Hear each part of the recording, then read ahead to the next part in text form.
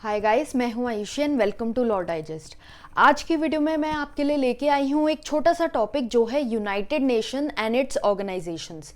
तो इस वीडियो में हम डिस्कस करेंगे कि यूनाइटेड नेशंस क्या है, कैसे फॉर्म हुआ है, क्या बैकग्राउंड है एंड यूनाइटेड नेशंस की क्या ऑर्गन्स हैं। यूनाइटेड नेशंस की इन टोटल 6 ऑर्गन्स हैं। दीज आर प्रिंसिपल ऑर्गन्स, इसके अलावा सब्सिडरी ऑर्गन्स भी हैं। बट आज की वीडियो में हम डिस्कस करेंगे the principal organs of United Nations and we will understand कि इनका क्या फंक्शन है, कितने मेंबर्स होते हैं, वोटिंग का क्या प्रोसीजर है। ये सारी बातें आज हम इस वीडियो में करने वाले हैं। तो चलिए विदाउट वेस्टिंग एनी टाइम शुरू करते हैं इस वीडियो को। But before that, if you haven't subscribe to my channel as yet then please do the same and bell icon दबाइए ताकि आगे आने वाली वीडियोस की जो अपडेट्स हैं वो आपको ऑटोमेटिकली मिलती रहे। तो सबसे पहले देखते हैं history of UN, United Nations. तो यूएन से पहले जो इसका प्रेडेसेसर था, जो बॉडी यूएन जैसे ही फंक्शंस पहले परफॉर्म कर रही थी, वो थी लीग ऑफ नेशंस। अब ये बॉडी बनाई गई थी वर्ल्ड वॉर वन के बाद, जब काफी सिचुएशन खराब हो गई थी all over the world and the Nations were fighting amongst themselves. तो ये बॉडी बनाई गई थी। ओरिजिनली इसके 51 मेंबर्स हुआ करते थे। 50 मेंबर्स थे plus one member that is Poland. ये पोलैंड ने लेट ज्वाइन किया था। It was suppose to be present for the conference but they could not make it, the representatives were not there. But in total original 51 members consider करे जाते हैं जब हम UN की बात करते हैं। And all these members met where, they met in San Francisco to sign a charter. तो वो चार्टर जो है वो साइन हुआ था 26 जून 1945 में, टू मेक अ पैक्ट कि किस तरह से जो ये नेशंस आपस में आ गए हैं। यूनाइटेड नेशंस जैसा कि हम जानते हैं from the term, it means सारे नेशंस एक साथ आ चुके हैं। तो ये नेशंस किस तरह से एक दूसरे के साथ रहेंगे, इसके लिए एक चार्टर फॉर्म हुआ था, एक डॉक्यूमेंट फॉर्म हुआ था जो साइन किया गया था by 51 members in San Francisco on this date. फिर उसके बाद जब हम यूनाइटेड नेशंस को इंडिविजुअली देखते हैं तो हम ये जानते हैं कि यूनाइटेड नेशंस जो फॉर्म हुआ था वो एक्चुअल में फॉर्म हुआ था 24 अक्टूबर 1945। इसका मतलब ये है कि चार्टर तो जून में साइन हुआ था, but it came in to effect on 24 October 1945, जिसको हम यूनाइटेड नेशंस डे के नाम से भी जानते हैं। तो अब टोटल यूनाइटेड नेशंस में एज ऑन डेट 193 मेंबर्स हैं। लेटेस्ट जो मेंबर यूनाइटेड नेशंस में है वो है साउथ सुडान। तो टोटल 193 मेंबर्स हैं यूएन के एंड इसके हेडक्वार्टर्स जो हैं वो न्यूयॉर्क में है। जैसा कि हमने देखा चार्टर साइन हुआ था सैन फ्रांसिस्को में, सो इट इज ऑब्वियस कि यूएस में ही हेडक्वार्टर्स हैं यूनाइटेड नेशंस के एंड वो है न्यूयॉर्क में। तो चलिए इसके ऑब्जेक्टिव्स देख लेते हैं। अब यूनाइटेड नेशंस जो है वो it came into being after the second world war. Since League of Nations failed to stop second world war from happening, इसीलिए यूनाइटेड नेशंस को बनाया गया था। अब यूनाइटेड नेशंस के ऑब्जेक्ट क्या थे? To maintain international peace and security, to develop friendly relations among the states on the basis of equality, to foster worldwide cooperation in economic, social, cultural, humanitarian problems, then human rights को promote करना और fundamental freedom को promote करना for the people of the world. Also United Nation serves as a centre जहां पर सारे Nations अपनी activities को कोऑर्डिनेट कर सकते हैं towards the achievement of objectives of the UN and also to save the succeeding generations, आगे आने वाली जनरेशंस को वॉर से बचाने के लिए यूएन फॉर्म हुआ था। We know total 2 world war आज तक हो चुके हैं एंड यूनाइटेड नेशन का जो ओवरऑल अगर हम यहाँ पे इन 6 ऑब्जेक्टिव्स में से देखें तो इनका ऑब्जेक्टिव यही है that they want to ensure कि इंटरनेशनल पीस और सिक्योरिटी प्रिवेल करे और फ्यूचर में कोई वॉर लाइक सिचुएशन ना आए। एंड उसके लिए they do all these things by developing friendly relations, cooperations, human rights को प्रमोट करना, ये सारी चीजें। अब देखते हैं कि ऑफिशियल लैंग्वेजेस क्या हैं यूएन की। ऑफिशियल लैंग्वेजेस में यूएन की 6 लैंग्वेजेस आती हैं जो कि हैं Spanish, Chinese, Russian, English, Arabic and French.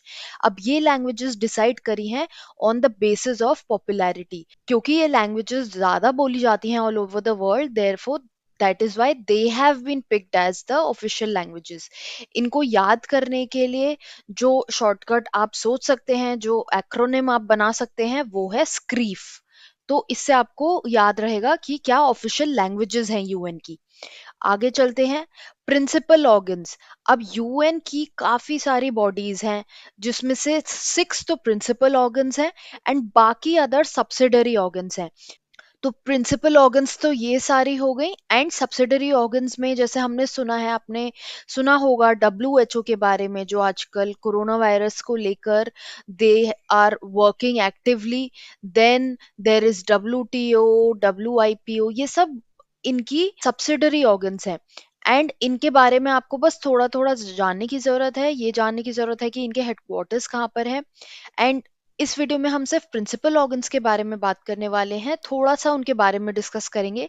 बाकी अगर आप डिटेल में जानना चाहते हैं and you want to read up कि इन प्रिंसिपल ऑर्गन्स के क्या फंक्शंस हैं, इन डिटेल किस तरह से फंक्शन करती हैं, एंड ऑल्सो सब्सिडरी ऑर्गन्स कौन सी हैं, उनके बारे में जानने के लिए you can subscribe to our course on our website for United Nations.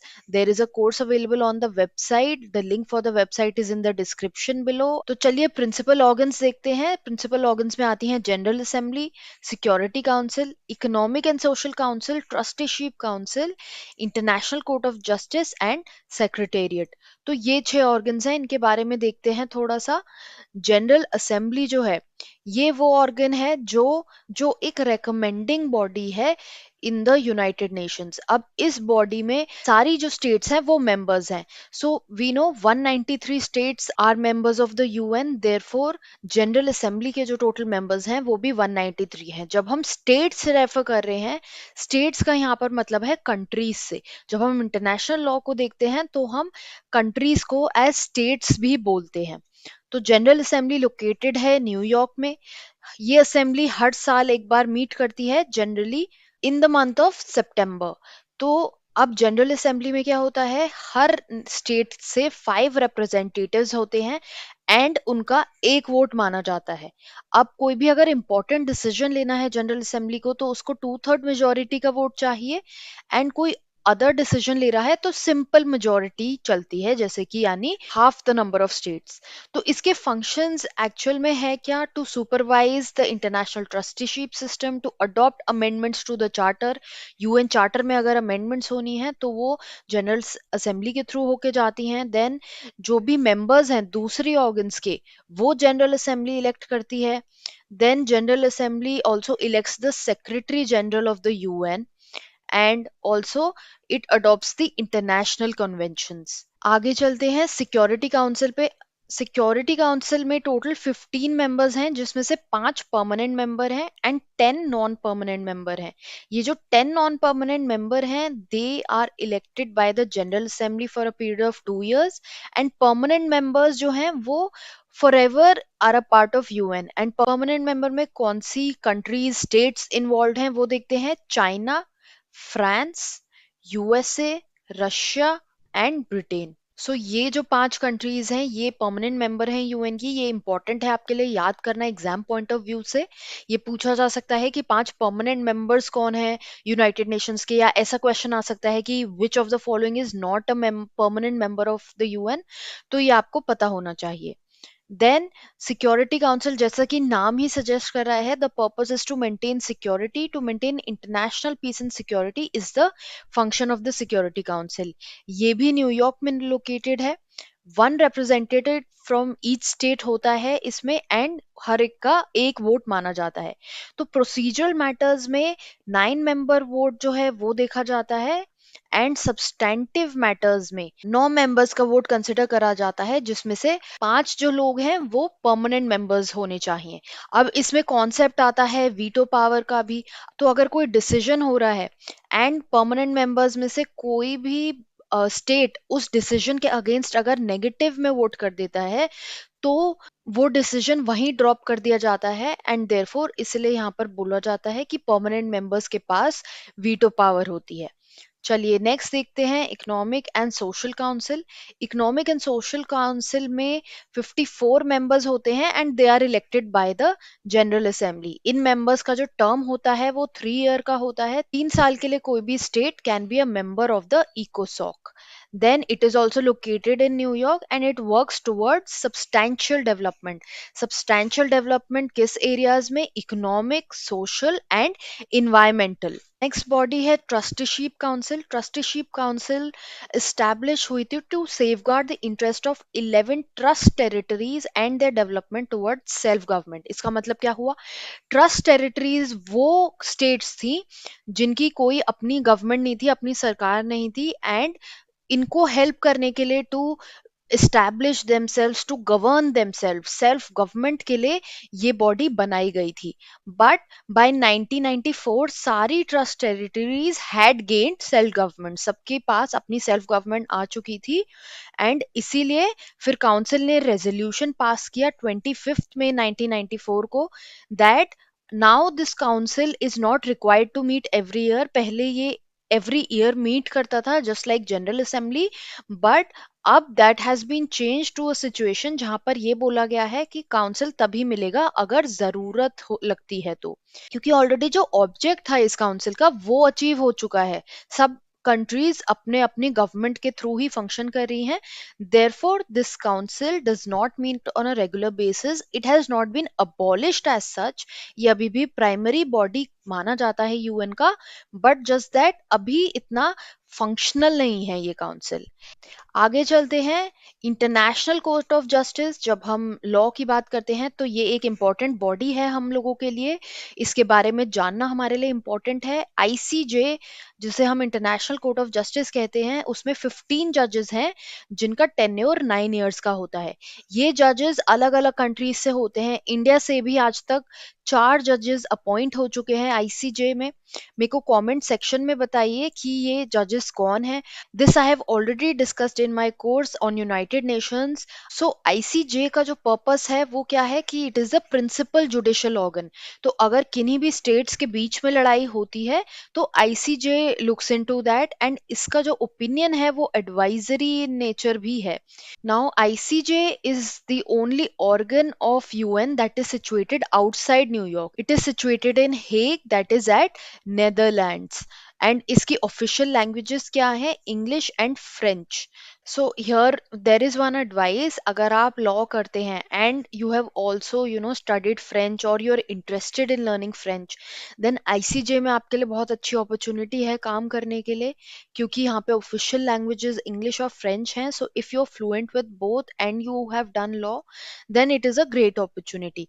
So ICJ का फोर रनर जो था पहले वो था PCIJ, that is permanent court of international justice. So that is about ICJ. Next चलते हैं on the final body that is the sixth body of the UN, that is secretariat. जैसा कि आप नाम से देख रहे हैं सेक्रेटेरिएट का क्या फंक्शन है? To look after the administration. Administration देखता है secretariat. It is headed by a secretary general which is appointed by the general assembly, and general assembly appoint करती है इस सेक्रेटरी जनरल को on the recommendation of the security council. And ये जो secretary general होता है इसका term जो है वो 5 इयर्स का होता है। It is situated in New York. So हमने देखा कि mostly all the 5 organizations of the UN, all the 5 organs of the UN are situated in New York, except that is International Court of Justice, that is ICJ। तो secretariat का पूरा function संभालता है secretary general. Secretariat में secretary general के अलावा भी बहुत सारा स्टाफ होता है to look after the administration of the UN. Present secretary general कौन है ये आप मेरे को कमेंट सेक्शन में बताइए। इनका अपॉइंटमेंट हुआ था 2017 में। ये एक इंपॉर्टेंट क्वेश्चन बन सकता है from exam point of view, so do let me know in the comment section below. And जैसा कि मैंने कहा, if you want to know more, you want to learn about the subsidiary bodies also, कि subsidiary bodies कौन सी हैं और उनके हेडक्वार्टर्स कहाँ पर हैं, then any time you can resort to the course on my website, और you can go on the internet and look out for yourself also and check की और कौन सी बॉडीज हैं। इसके अलावा अगर आपके पास कोई क्वेरीज, कोई कमेंट्स हैं, तो do let me know in the comment section below.